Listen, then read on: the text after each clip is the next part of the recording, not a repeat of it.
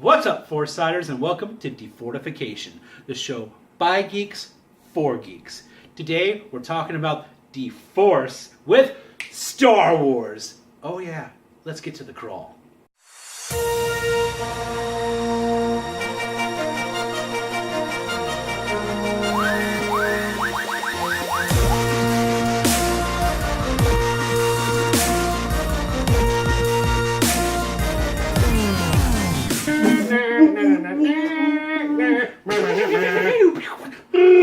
Follow me, Tay!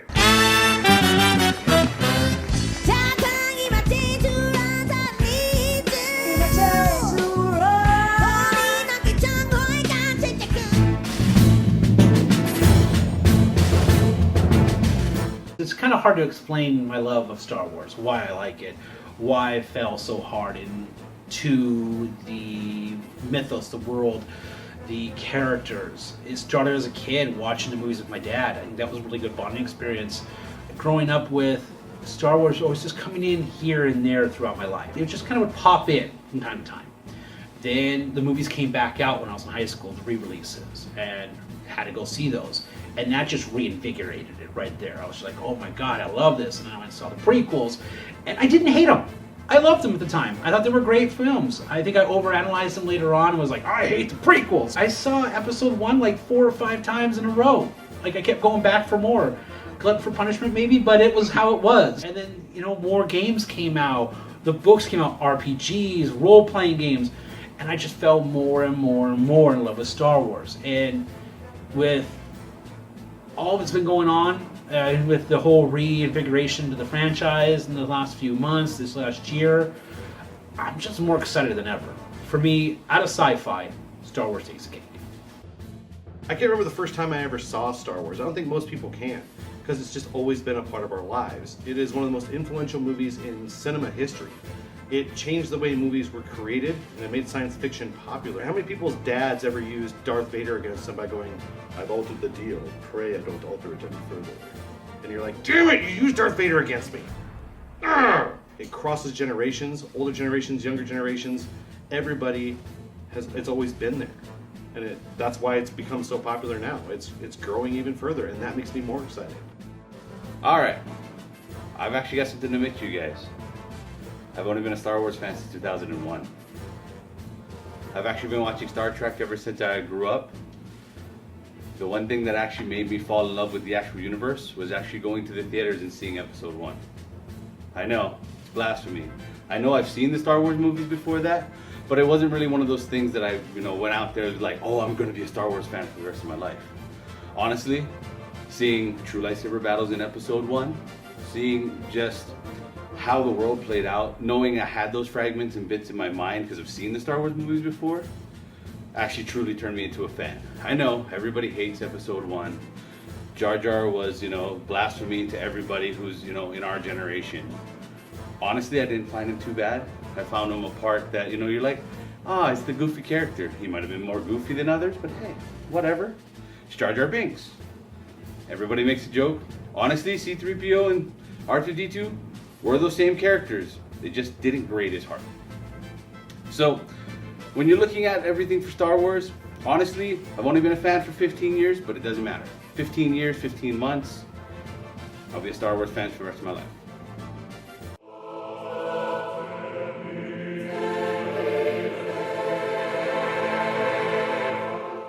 The books were a large part of my life. I read almost all of the Legacy series when I was a young teenager. All that's been wiped out. It's not necessarily a bad thing. There are some books that you should read that are in the new canon. Specifically, the ones that I'm most interested in reading are going to be Lords of the Sith, which is a story about Vader and Palpatine shortly after Revenge of the Sith. They get shot down in their Star Destroyer, and they have a platoon of troops and a group of hostile aliens that are trying to hunt them. And it's about those two people bonding, and I find that absolutely interesting to see how Vader and Palpatine would talk to each other and get to know each other. Now, the other book that I actually got a chance to read was A New Dawn. Now, New Dawn, not too much a fan of the writing. However, it does, if you are a Rebels fan, I would suggest it. The reason why is because it does tie a lot into Kanan and Hera's relationship, as well as Hera's family. I'm not going to spoil anything for you, but It is a good book. It's a must-read if you are watching the Rebels TV series. So check it out. There are a lot of other books out there. Some are written more for young adults. Some are written more for older audiences like myself. Other than that, guys, let's check out some more Star Wars.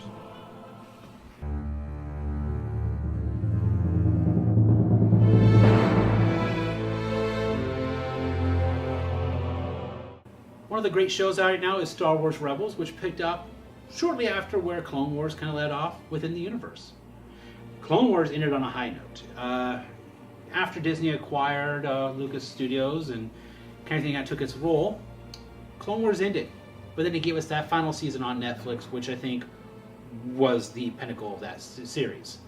And then we went to Star Wars Rebels. And I wasn't quite sure how it was going to be. I was expecting maybe a Disney afternoon cartoon mixed in with the Star Wars world. And I was like, okay, we'll see how it works. And then I watched the first episode and I was like, holy crap, this feels nostalgic. This feels like Star Wars. This is a show I really get behind.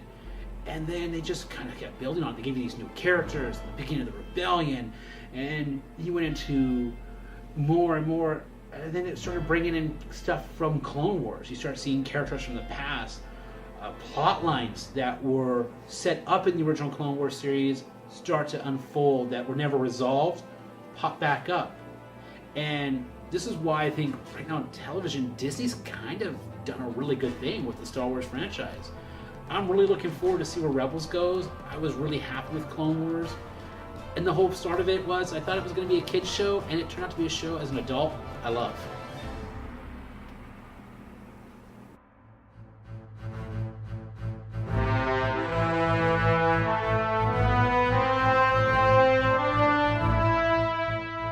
One of the most integral parts of the Star Wars experience is the video games.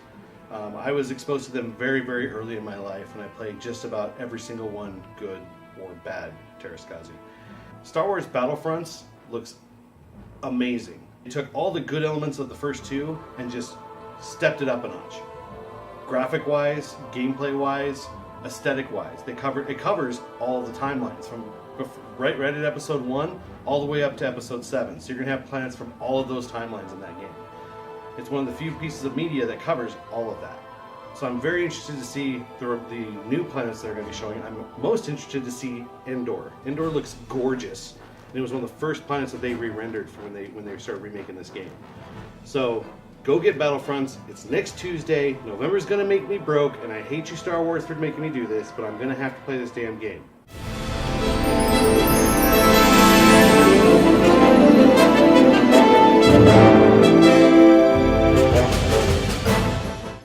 Looking forward to most is the reappearance of the original characters, the old cast coming back and passing the torch down to the new characters, the new franchise. I don't know about you, but I got teary-eyed when I saw in the trailer Han and Chewie, and Han goes, Chewie. Honestly, episode 7, the thing that I'm really excited for is the space battles, even the atmospheric battles. You've seen in multiple trailers how much technology has advanced to the point now where TIE fighters, X-Wings, they look amazing.